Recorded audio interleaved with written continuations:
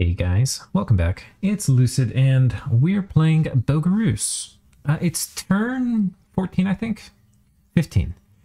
And it's getting interesting. So let's take a look at what happened when we pinged Bogarus's cap. So we get to see his god. And it's pretty scary. And it's got regen, it's got fear, and it's got 2 very high attack. Venomous Fangs. These, by the way, are going to go up to 20 attack once he does quickness on himself, which he certainly will. I think if we look at his script, it's Iron Skin quickness. Almost certainly, next turn he's going to do, whatchamacallit, Breath of Winter.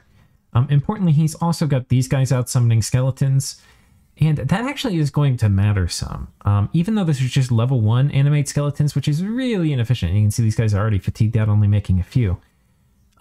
It's going to provide enough undead that my priests, when I attack, are going to be like, oh, we should do banishment.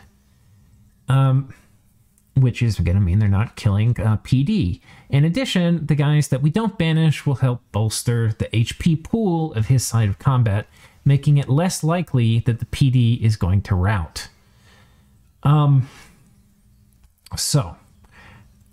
Yeah, the good news is because they're back here doing this, they're not in the lab researching, which means he's not going to get Alteration 4. You know, the bad news is, well, yeah, we're going to get to the bad news. The other good news is he doesn't yet, an emphasis on yet, have a Ring of Regen or anything like that. There's bad news to accompany this, and we'll talk about that. So, here's the army we have assembled here. It's about 40 Bakemono.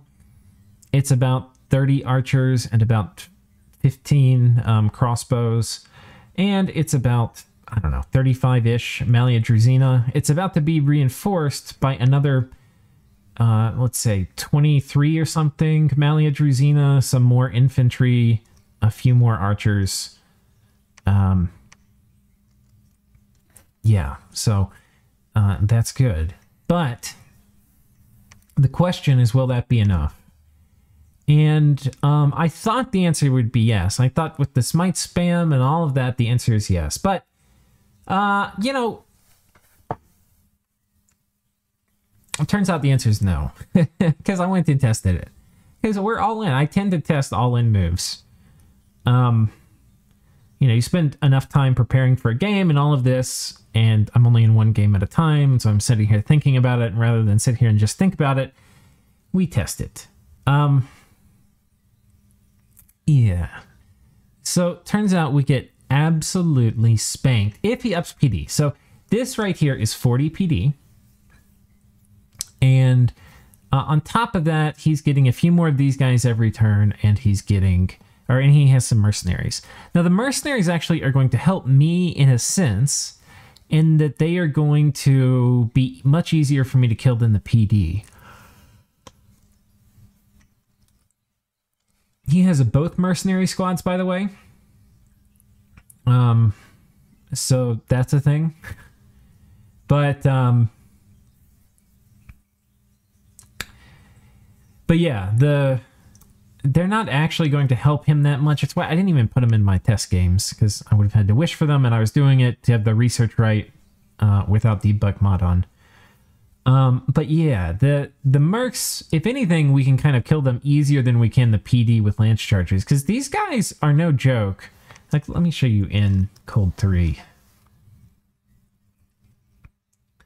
I mean, these are, look at these front guys. The front guys are 18 protection. Right, with magic spears. They are good PD. They're very good.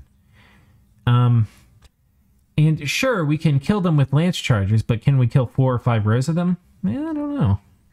And test what happens. We kind of kill the first row, but that's not even enough to rout the squad. And then once we're using our swords, we're reduced to basically doing chip damage. Our hoofs don't do anything. It's pretty bad news. And I believe... Now, this would have been with the full ice protection value. This turn, if we were to attack, because it's low summer, early summer, it would be reduced by 1 from what it was last turn, because it's only 2 cold. Next turn in high summer, it's only going to be cold 1. So next turn, there's potentially a timing where I attack, where we have this combined force and all of this, and we attack. The problem with that is we would actually still probably lose. We might win. We might win.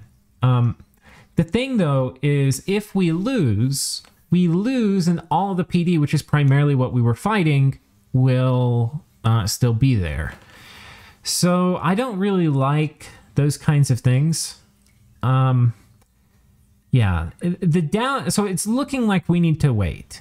And I know that's annoying. I don't like it. But it's better to wait.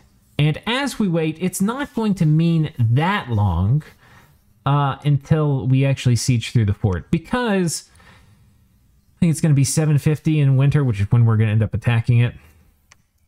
Our siege strength is not that good. It's only going to be 73 plus this, like 200, right? And with the, he might have a few idiots inside, plus the native siege defense of the fort. He's going to be at, like, I don't know. It would be like and then we're going to definitely, if we were to attack, we would take losses. It could potentially, if we barely won, it would be like a 6-turn siege or something dumb, right? And if we didn't kill the worm would be in researching and he would be getting items, which is what we're worried about. So we'd still have to deal with the worm with items. We wouldn't have to necessarily deal with the worms with items with PD, but yeah, I don't think we can do this right now. Now, how do we do this? Well, we're going to switch over and get in boat ton of archers. This is 45 archers, I think. Maybe it's 35. I thought it was 45. This is 50 archers. And we can make so many because we've got the steel ovens. This guy's coming in. He's going to pick up the archers over here. But he's going to be coming in with 40 crossbows. So when he leaves here, he'll probably leave here next turn. It will be with 90 ranged units. And then we're going to get another stack from here, and they'll be able to make it. Here's the thing. For us to get flaming arrows, we've got just a weeny bit of stuff and alteration to do. So it's going to be 610 RP. And I made a little spreadsheet that figured out how much research we're getting a turn. We're basically getting about 30 RP a turn from this fort, and we're getting about 20. These are actually 19 in Magic 3. Anyway, we're getting about 19 a turn from these forts. These 3. I actually stopped recruiting my Astropalagist who was going to do lightning bolts because it was like giving, we get 1, I could get another. I would potentially research a little bit faster getting this guy. We just sacrificed 1 commander point, which whatever. So anyway, we're going to be getting 19 a turn from these. This fort will be coming up this turn, and I'll probably be able to get, I don't know, a pretty trivial amount out of this, but anyway, we won't factor that into our thing. But when you look at that, we're going to be getting about 60 plus 30, so that's about 90 RP a turn. And that's almost doubling from where we are now. Now, some of our guys we have scripted to research this turn, the site search, and they'll be switching over probably to continue. I might send one guy out site searching, but mostly people are going to research because that's going to determine when we get Atlantis as capital. I want to go ahead and get that pretty quick. But I don't think we can get it right away. So that's an important development. I was thinking we'd be able to take it, but in fact, I don't think we can. I have offered TNG and I have finished. We've closed negotiations on who gets the cap, and we had both said we want to be reasonable. I had said I don't want to jeopardize our alliance. I think we have an important alliance potentially against Arco as a mutual neighbor, and I've also been reached out to by Vettihheim, who suggested that maybe we attack Arco together. He was just talking about he and me. I was like, man, I've already organized this kind of with TNG. So, and Arco's being played by Arco. So odds are he's going to win the game. So if most of us are bigger than him and we all attack him, I don't think he can resist that. He has a really cool bless, by the way. I don't think I talked about it or showed it, but it's basically just like fire shock, I don't think he has poison resistance. He might have one cold resistance.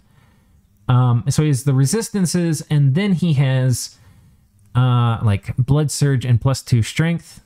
And I think and Berserker is the interesting thing. And I think he's going to basically be doing ridiculous point buffing. And because of the Berserker, he can abuse this little trick that I learned on Vettiheim with Berserker for point buffing. So I think he's going to have these really strong Sacreds that are going to get point buffed to hell. I think actually Mass Archery is going to be pretty okay against him if we can attack him before he gets Aerofin, which is a pretty goddamn small window. But even with Aerofin, having a turn 1 volley come out, because he'll be relying on communions and stuff probably, unless he has his god, can still be pretty effective. And Aerofin's good at blocking like 80% of the stuff, but we're going to just casually have around like 300 archers by the time we take Atlantis' cap. And that will ruin the PD here with flaming arrows. So yeah, that's basically what we've got cooking. Now this turn, because I was planning on attacking next turn, because that was when I was maybe overconfident. Overconfidence is a slow and insidious killer. So yeah, we were going to have everybody patrol here and hang out and have fun and drink beers and, you know, do vodka shots until we were ready next turn to attack. However, because it's going to be, when you do the math, because I went through telling you about all the research per turn we were getting. When you do the math, I think it's 4 turns. So not this. So this turn we're going to get this much. Next turn we're going to get almost 200.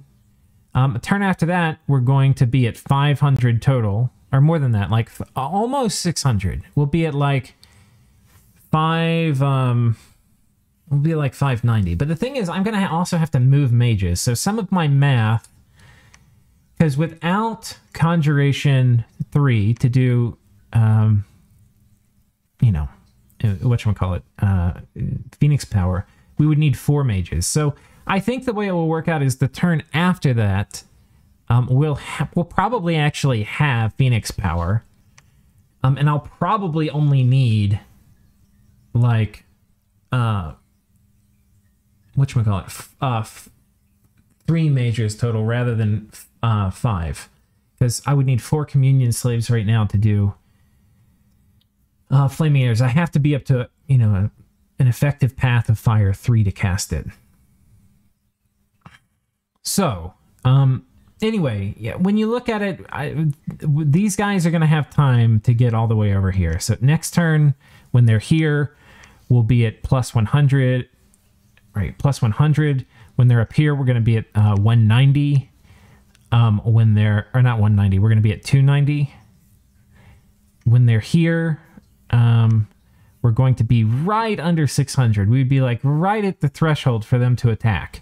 But I'm probably not going to have enough mages. I mean, and yeah, I'm probably not going to have... I'm probably, like, to get the research I'm going to need to script things and attack that following turn, I would probably have to move out the mages. Well, to actually cast the thing, I would have to move out the mages. I would need to finish the research, is what I'm trying to say. So it's going to be like...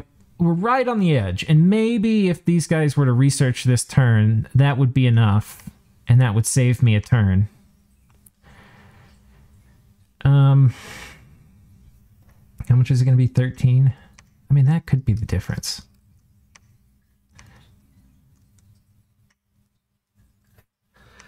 That could be the difference.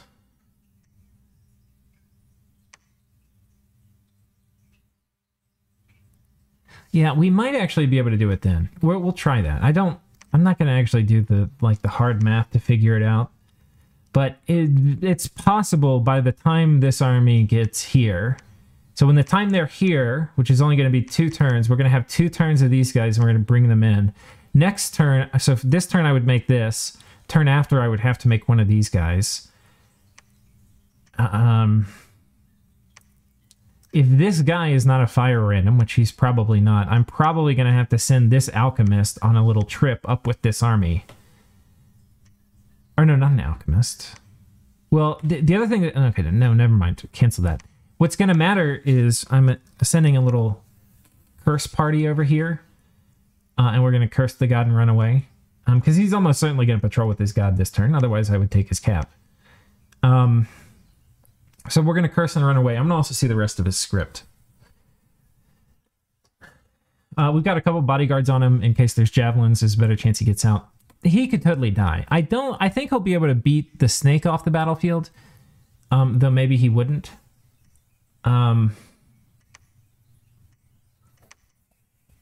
Maybe he wouldn't. If he dies, it's whatever. We've cursed the guy. He's done his job. However, if he lives, it's going to be nice, and that's going to determine whether I need to bring one of these guys. I'll probably bring this dude, the Alchemist, up here so that I have enough mages to cast flaming arrows when I need to. So that is the gist of the turn. And I think this gets to like kind of an important thing, which is like knowing what you're going to need to take a battle and knowing when you can attack and when you can't. And we've, I think, correctly been confident, except for this one little mishap with the PD here. But I think we've correctly been confident most of the time. And now I think we are being inconfident at a time when it's important to not be confident because it wouldn't work out for us. So, you know what? 1, 2, 3, 4. I don't think these guys can quite make it. Just build them up.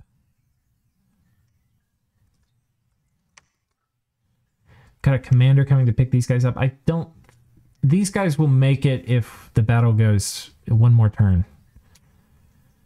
Anyway. I suppose what I'll do too, I'll show you guys what happens if we don't have this. Like if we were to attack next turn. Actually, I think I have it set up now. Let me see.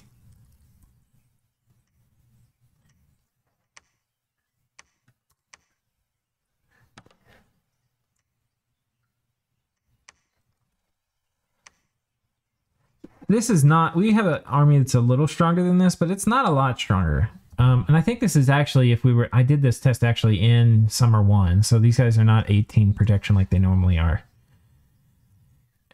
We have probably a few more archers, and then we would have about 40 Bakemono in the back.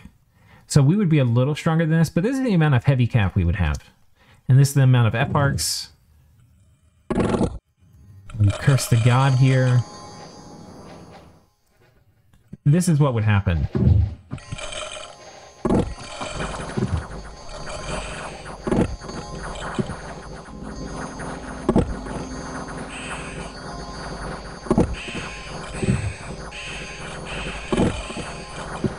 Now this also is, by the way, more PD than there should have been. You can see it's like 218. I got a PD event while I was hitting intern, and it went up to 70 from, I put it at 50.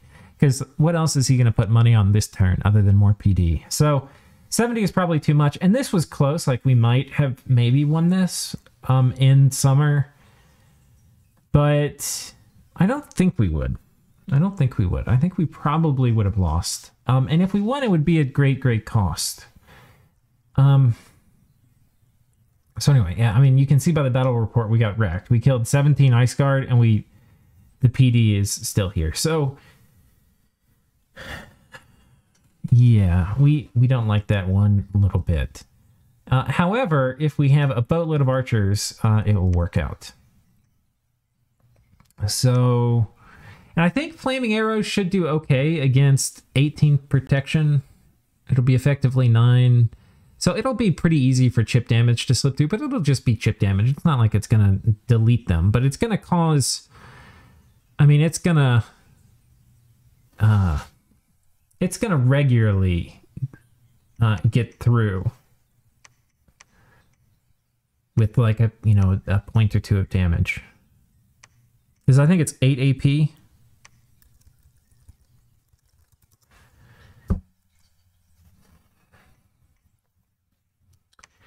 But, it's going to be a while. There's a lot of things that are not good about this. The things that are not good are, well, you know, you want to finish people off so that you can commit armies to other fronts. If somebody were to attack me now, I would have to give the cap to Tianchi, who would gladly take it.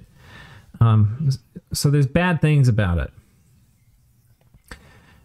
The other bad thing is it's much more likely every turn that goes by, he's going to be able to trade for a Ring of Regen or something. And that's just something we're going to have to deal with. However, I will say with 20 protection, 300 archers with crossbows, even if he gets, like, whatchamacallit, even if he gets Aerophend on him, I think he's still going to get pretty tore up.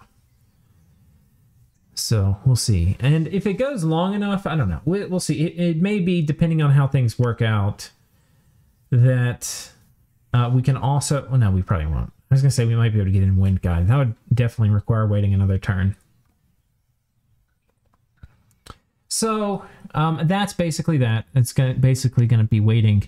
Now, if we were going to attack this turn, we would not be attacking down here. But since we're not attacking, we will. And we've just got... basically the cripples coming in. Some of these guys, so the guys up here are basically dead. They've got 2 and 4 HP left and they're diseased. So they're going to run in, probably eat the first lance charges and die. These afflicted Bakemono are going to take the second round of lance charges. And then these afflicted Cav, who I don't want to die, are going to be on hold, but they're not diseased. Are going to be on hold and attack closest. And then we're going to... These guys should... these guys should beat the Bakemono there by a good margin.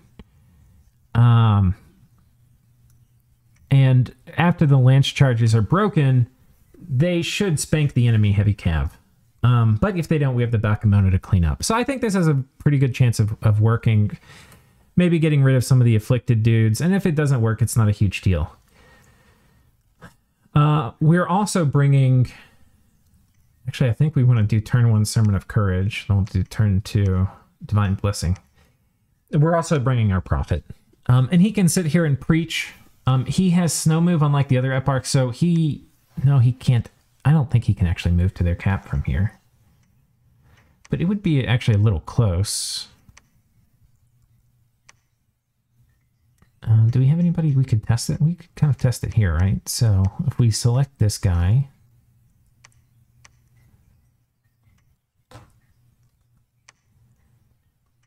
Well, I think I just hit him. Damn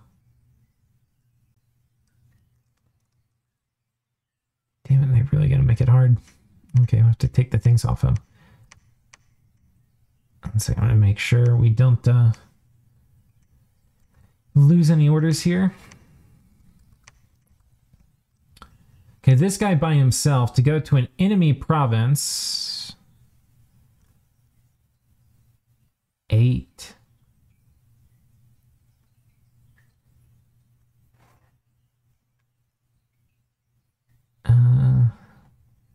That's only 12. Can we do it? I'm actually not sure. I forget the math. I don't think he can. I don't think he's going to be able to make it, but I think 14 is going to be enough. Because it's going to be 6 movement, but then 6... Will he have enough left over with 14, which would be 8? I don't think that's going to be enough. But anyway, we can just have him sit here and preach. We're going to be preaching here, which is going to be nice. We're patrolling here. It's going to be nice. This province is probably going to jump up in income to like 170, 180. So that will be nice. The other thing just to mention, because I had shown you how much we're recruiting here for archers, we're going to be getting... I think I'm going to show you this too. We're going to be getting like 45 here. We're also getting a wave of archers out of our capital. And these may or may not make it, depending on... You know, we can get the cav and maybe these archers, and they may make it depending on the exact precise timing of which turn we attack their capital with flaming arrows. But suffice it to say that most of the PD here does not have shields, and with enough what do you want to call it? Quantity of fire, we will reduce the unshielded infantry of Atlantis' PD into ashes. And that will HP wrap the god, and then we'll just have to deal with the god later. But the nice thing about this is I don't have to worry about keeping this person with my army anymore. If we go ahead and get them cursed, or I can script them to like turn 1 communion slave and stuff later. And it's highly, highly, highly likely he patrols with his god. Because this actually is one of the ways he's not going to like come back, I don't think.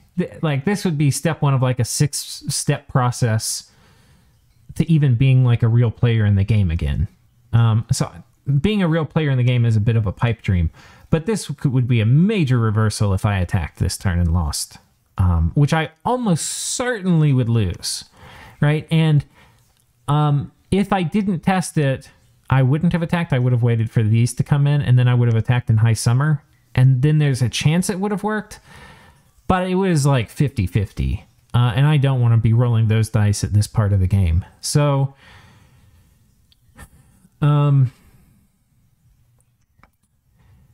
I guess he could know that I wouldn't attack with this force, but he hasn't pinged it. He doesn't know what's here. The scouting report could be underestimating. He basically, I think he has to patrol this turn. Because it's just too good of an opportunity for him to miss, because he would smack the dog shit out of me if I attacked. So, I think that covers most of it. We're going to be site searching here, and I probably actually can pick these guys up, so I forget, and we'll move them here next turn, and then we'll be able to drop this off and have an extra big crossbow deposit to come pick up. So that'll be nice. Do I have any more commanders I can move around? Wait, this guy's coming here. I think this guy actually I'm going to have... Well, it doesn't matter. He's going to come here, but we're going to go here next turn. And the commander coming here will probably go here. Yeah. Yeah, we'll see. But there's going to be a lot of logistics. And the other really nice thing about this, being a farmland, is there's a ton of supply. So we don't have to worry about stacking up like a 400-person army here and having them all starve. So that will be super nice. That will be super nice. But I think that's about it, guys. It's a pretty interesting turn, I think, just because we really do have to kind of pause and respect the enemy player. He's been playing real well so far. And we can't give him the opportunity to reverse this. If we lose a huge stack, we'll almost certainly have somebody in their nap with me. Or we'll get attacked like immediately by Arco. So, just got to be careful, guys. We got to be real careful. That being said, once we get flaming arrows, once we get the right kind of units over here, the PD that he's invested so much in here, well, not so much, it's only 40, and the troops he has, all of those will basically be a liability to HP route his god.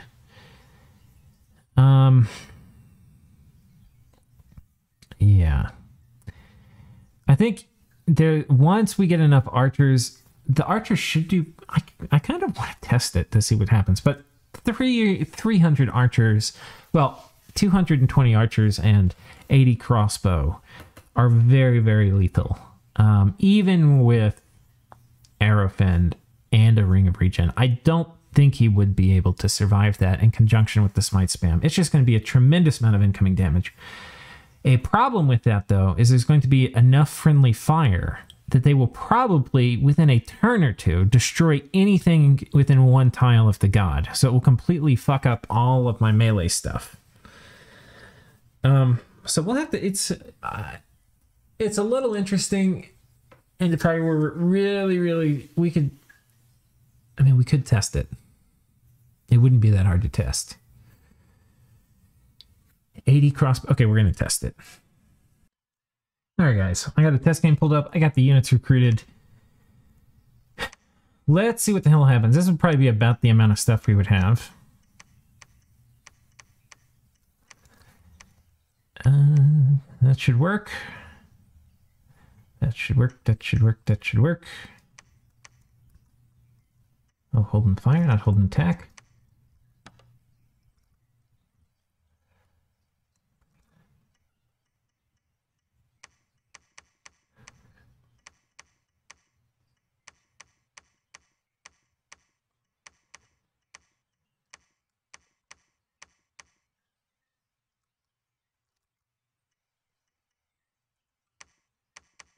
Seems okay. We've got, by the way, I put my hero in here. He doesn't actually do as well as I have to, but I would need to get buffs on him. Or it's not this guy. Where is he? The Holy Two dude? Where are you at, bro? Do I not have him in here? Oh, maybe he... Do we have a disease site here or something? Oh, no, here he is. Roman, okay. Yeah, he tends to not do great. I'm not sure if I'm going to send him into melee. It's real nice when he smacks him, but I don't think that's ever what decides the fight. It is basically, can we HP wrap the army or not? All right, let's see how this happens.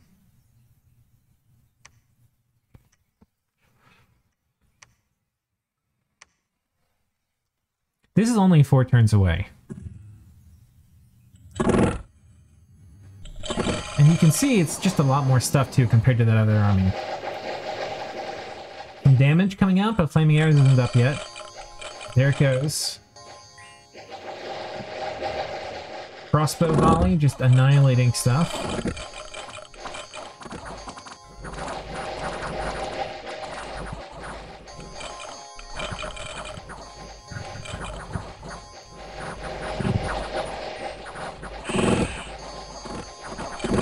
PD is about to rout, but I'm probably about to rout my own stuff too.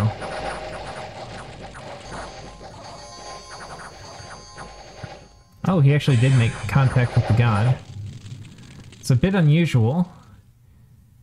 He has smacked the dog poop out of the god. Current maximum hit points. Why is it so high? I guess somehow the Dominion's gotten up to 10.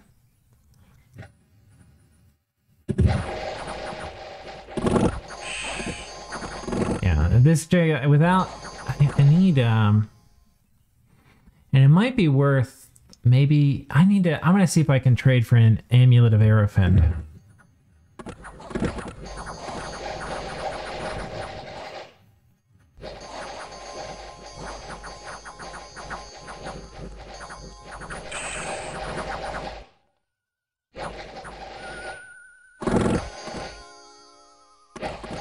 Okay, their PD should rout.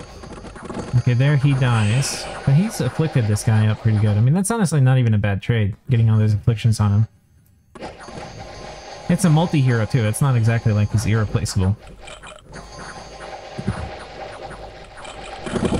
But god, these guys are absolute fucking units here. Like, 24 protection, even with the flaming arrows, they're just not really doing it. I don't know, guys. Okay, there's the flaming arrows. But what we didn't have on him was Ring of Regen and Aeropend. Okay, my front line has finally done it, but then we march into melee. I mean, look how close that is.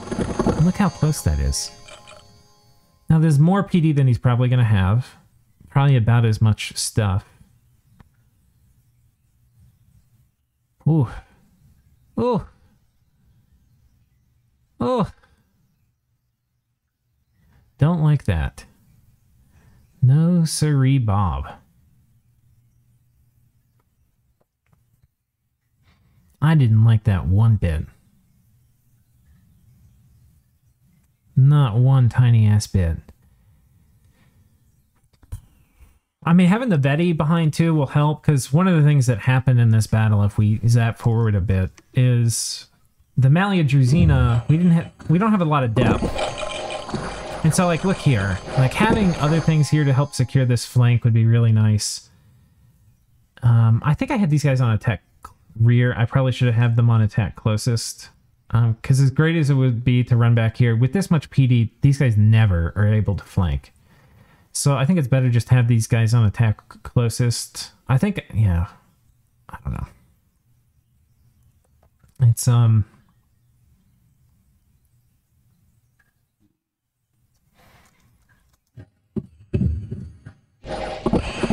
Ooh, you can see it's going to be spicy. It's going to be real spicy. And that's why we are going to be not walking into traps that we can easily avoid by just not going there. I think we're about done, though. Let's just pull this up and make sure there's nothing else to talk about. Mercs, we're making a bid on the Renegade Sage. Be kind of cool to get him. Help with our research a little bit.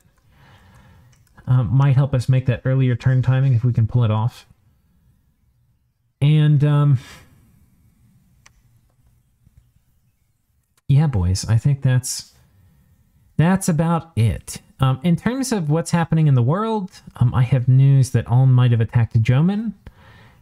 I think these guys are still going to make a play on the monkeys, but haven't told. I mean, obviously, I haven't told anybody, but don't know if it's actually happened yet. We don't see any signs of these guys actually moving out. I probably should try to get a scout over there.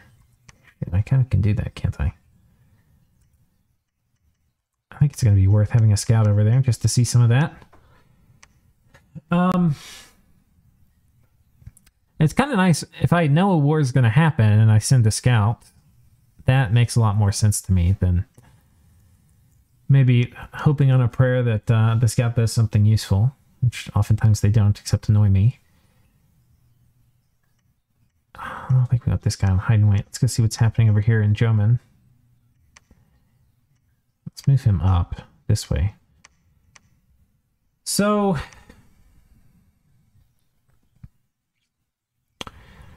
yeah, it's gonna be spicy, guys. It's gonna be so spicy. Do I have other troops here I wasn't really factoring in? Not really. Just some more Bakemono. I mean, oh my god. Yeah. It is gonna be dirty, boys. It's gonna be dirty. Real friggin' dirty. Real friggin' dirty. Alright. Tune in next time, see what all happens in this crazy shit show. I'll probably, after this one, go back to doing multiple turns an episode. Because it's going to be probably, unless we get attacked or something, pretty slow for the next 4 turns until we get ready to attack Atlantis. So, till then, see you guys.